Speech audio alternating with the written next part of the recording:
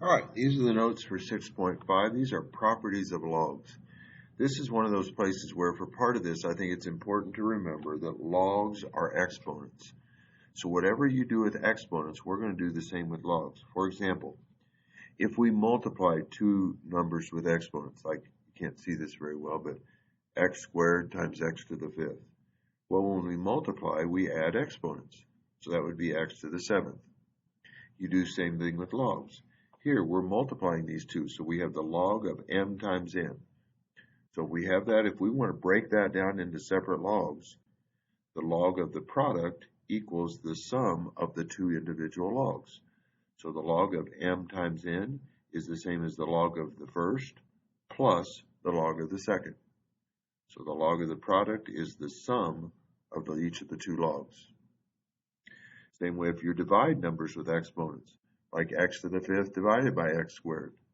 When we divide, we subtract exponents, so at 5 minus 2 is 3, so that's x cubed. Well, same with logs. If I have the log of the quotient, so I have the log of m divided by n. If we want to separate it, it's the log of the top minus the log of the bottom. So the log of the quotient is the difference of the two logs. Then the third thing is raising a power to a power. Like if I have x to the fifth squared, when we raise a power to a power, we multiply, so 5 times 2, that's x to the 10th. Well, with logs, if we have the log, notice here the m has an exponent of n on it. We're going to multiply, so we're going to multiply that exponent out front. So whenever you have the log of a base with an exponent on it, you multiply the exponent out front. So here, the first problem is here, we're given two things. We're given the log base 2 of 3 and the log base 2 of 7. We want to use that information to find this log. So here, see, this is the log of a quotient. It's the log of 3 divided by 7. Remember, the log of the quotient equals the log of the top minus the log of the bottom. So let's do that here. That's the log base 2 of the top, which is 3, minus the log base 2 of the bottom, which is 7. Well, we know both of those. The log base 2 of 3 is 1.585. The log base 2 of 7 is 2.807. We're just going to subtract those two down, and we get negative 1.222. So to break down a quotient into separate logs, we do the log of the top minus the log of the bottom. Now this next one's not quite so obvious because we have a 21. Well, if we have all we have to work with is the log of 3 and the log of 7, how do we get the log of 21? Could we think of 21 as 3 times 7? So let's replace 21 with 3 times 7. Now this is the log of the product. Remember, the product property says if you have the log of the product, you have the log of the first one plus the log of the second one. So let's do that here. So the log base 2 of 3 plus the log base 2 of 7.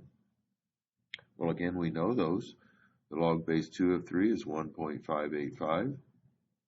The log base 2 of 7 is 2.807. All we're going to do is add those together.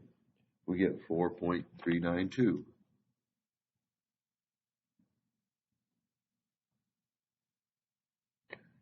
Okay.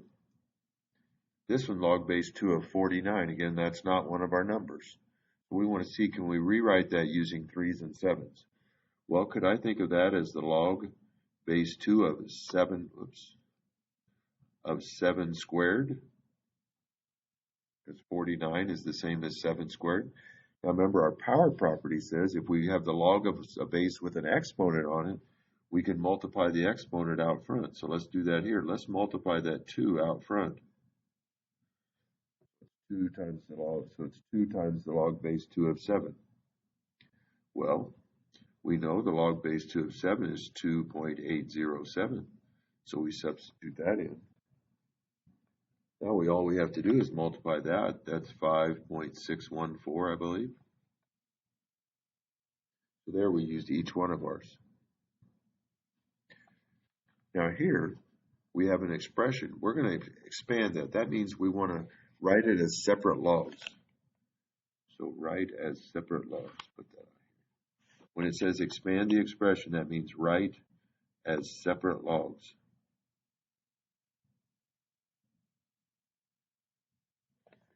So if we look at that, look at the top. You see the top? That's a product, 5 times x to the 7th. Well, we know to separate a product, we can take the log of the first plus the log of the second. If you have the product, you add the 2 separate logs. Now it's divided by y. Remember, when we divide, we subtract the log. So minus the log of y. So here, this plus because the top we were multiplied together, and the minus because we divided. Now we can go one more step. Notice this one has an exponent of 7. Remember, if we have an exponent, we can multiply that out front.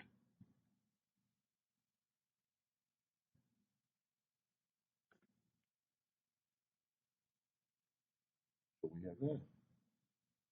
So we took it as one single log, and we wrote it as separate logs. So again, when you have a product, and you separate it, you add the 2 logs. When you have a quotient, when you divide, you subtract the log. And if you have an exponent, you multiply it out front of that log. Or like this one. Notice that's the log of a product, 3 times x to the 4th. So we separate that, that's the log of 3 plus the log base 6 of x to the 4th. Well, now, here we have an exponent of 4. Remember, we can multiply that out front.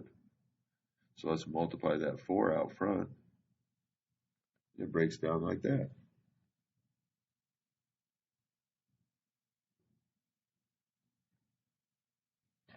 Now, the next ones are going the opposite direction from that.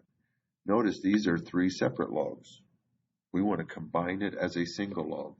So when it says condense it, that means combine as a single log.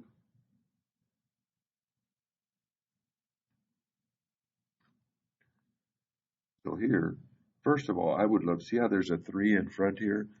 If there's a number in front, isn't that where we put an exponent? Let's put that back.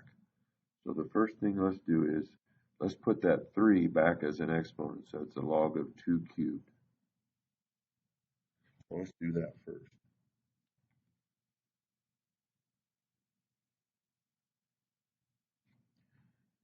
Now, here we're adding these 2. Remember, if we're adding 2 logs, that's the log of the product. So that's the log of 9 times 2 cubed.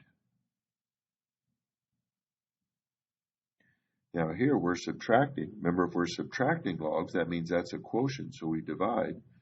So that's the log of 9 times 2 cubed divided by 3. Notice when we combine as a single log, we should just have the word log one time in our answer. Now this one you can simplify. Sometimes we're done now, but here we know 2 cubed is 8. 9 times 8 is 72. Divided by 3 is 24. So that's the log of 24.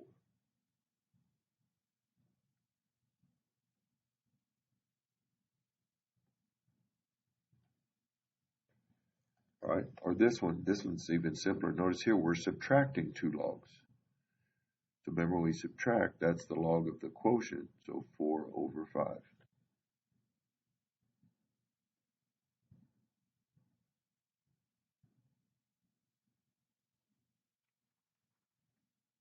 Okay, so that's separate.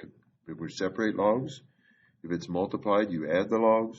If you're dividing, you subtract the logs. If there's an exponent, you multiply it out front. If you're combining as a single log, when you see plus, you multiply those. When you see minus, you divide. If there's a number out front, you put it back as an exponent. Now, the last thing in this is called the change of base formula. Remember, on our calculator, we have 2 logs. We have log base 10. We have log base e. Well, what if it's a different base? Like here, notice we have a log base 3. Here we have a log base 7. Well, what do you do then? Well, that's where the change of base formula. It's really easy. Change of base formula says if you have a different log, what you can do is take the log of the number divided by the log of the base. So like here, this is the log base c of a. We take the log of a divided by the log of c. That's the log of the number divided by the log of the base. And it doesn't matter which log button you use. You could use log or you could use ln. You'll get the same answer no matter what. So like here on this one, we want log base 3 of 17. So we take the log of the number, which is 17, divided by the log of the base, which is 3. You would just do that on your calculator. So you hit your log button. So the log of 17 divided by the log of 3. I get 2.579. Whoops, you can't see that. So the log of 17 divided by the log of 3. 2.579. And I told you could use either log. Let's try it with the other. Let's try it using the ln key. So if I hit the ln of 17 divided by the ln of 3, I get the exact same answer. So it doesn't matter which log button you use. Or this one. Again, it's log base 7. So we're going to take the log of the number, which is the log of 4/9, divided by the log of the base, which is the log of 7. You just do that on your calculator. Again, it doesn't matter which log button. So I have the log of 4 divided by 9. Oops. Divided by the log of 7. I get negative 0.4167. So negative 0.417.